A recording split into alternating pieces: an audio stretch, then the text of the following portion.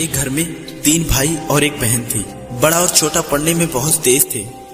उनके माँ बाप उन चारों से बहुत प्यार करते थे, मगर मझले बेटे से थोड़ा परेशान थे। बड़ा बेटा पढ़ लिख कर डॉक्टर बन गया, छोटा भी पढ़ लिख कर इंजीनियर बन गया, मगर मझला बिल्कुल आवारा और गंवार बन के ही रह गया। सबकी शादी हो गई। बहन और मझले को छोड़कर दोनों भाइयों ने लव मैरिज की थी। बहन की शादी भी अच्छे घराने में हुई थी। आखिर भाई सब डॉक्टर और इंजीनियर जो थे, अब मझले को कोई लड़की नहीं मिल रही थी। बाप भी परेशान और माँ भी परेशान। बहन जब भी मायके से आती तो सबसे पहले अपने बड़े और छोटे भैया से मिलती, मगर मझले से कभी नहीं मिला करती थी, क्योंकि ना तो वह कुछ दे सकता था और ना ही वह जल्दी घर पे मिलता था। पैसे पर वो दिहाड़ी पे मजदूरी करता था, पढ़ नहीं सका था ना, इसलिए नौकरी कौन देता। मझले की शादी किए बिना पिता गुजर गए। माँ ने सोचा कहीं अब बंटवारे की बात ना निकले, इसलिए अपने गांव की एक सीधी सादी लड़की से मंझले की शादी करवा ली। शादी हो जाने के बाद न जाने क्या हुआ कि मंझला एकदम लगन से काम करने लगा। दोस्तों ने कहा, ये चंदू आज अड्डे पर आना। चंदू ने कहा, आज नहीं फिर कभी दोस्त। दोस्तों ने कहा कि शादी के बाद तू जैसे बीवी का गुलाम ही हो गया हो। चंदू बड़े प्यार से बोला, अरे ऐसी बात नहीं है, कल मैं अकेला एक पेट था, अपने रोटी के हिस्से कमा लेता था, अब 2 पेट हैं। घर वाले नालायक कहते थे तो चलता था, मगर मेरी बीवी मुझे नालायक कहे तो मेरी मर्दानगी पर एक भद्दी कालिक है। एक पत्नी के लिए उसका पति घमंड और एक उम्मीद होता है।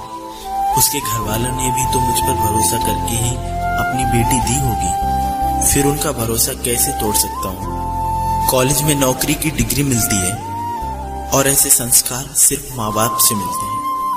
इधर घर पर छोटा और बड़ा भाई और उनकी पत्नियां मिलकर फैसला करती हैं कि जायदाद का बंटवारा हो जाए, क्योंकि हम दोनों लाखों के बराबर कमाते हैं, लेकिन मंझला ना के बराबर कमाता है। ऐसा नहीं होगा। माँ के लाख मना करने के बाद बंटवारे की तारीख तय होती है। बहन भी आ जाती है, लेकिन चंदू है कि काम पे निकलने के लिए ही बाहर आता है। उसके दोनों भाई उसको पकड़कर भीतर लाकर बोलते हैं कि आज तो रुक जा, बंटवारा कर ही लेते हैं। वकील कहता है ऐसा नहीं होता है, साइन करना होता है। फिर चंदू अपने भाइयों से कहता है, तुम लोग बंटवारा करो, जो मेरे हिस्से में हो वो मुझे दे देना, मैं शाम को आकर अपना बड़ा सा अंगूठा चिपका दूंगा पेपर पे। बहन कहती है, अरे बेवकूफ, तू गवार का गवार ही रहेगा, तेरी किस्मत इतनी अच्छी है कि तुझे इतने अच्छे भैया और भाभी मिले। फिर माँ भी बोली कि अरे चंदू आज रुक जा। बंटवारे में 10 बीघा जमीन में दोनों भाई 5-5 बीघा जमीन रख लेते हैं और चंदू को पुश्तैनी घर दे देते हैं। फिर चंदू चिल्लाता है, अरे हमारी छुटकी का हिस्सा कौन सा है। फिर दोनों भाई हंसकर बोलते हैं, अरे मूर्ख, बंटवारा भाइयों में होता है, बहनों के हिस्सों में तो सिर्फ उनका मायका ही है।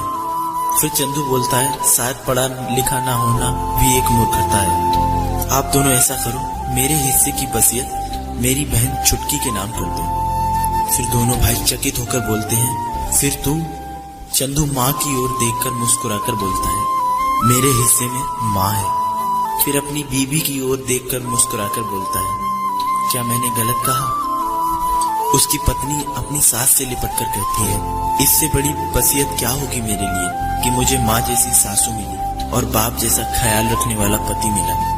बस यही शब्द थे जो बंटवारे को सन्नाटे में बदल देते हैं।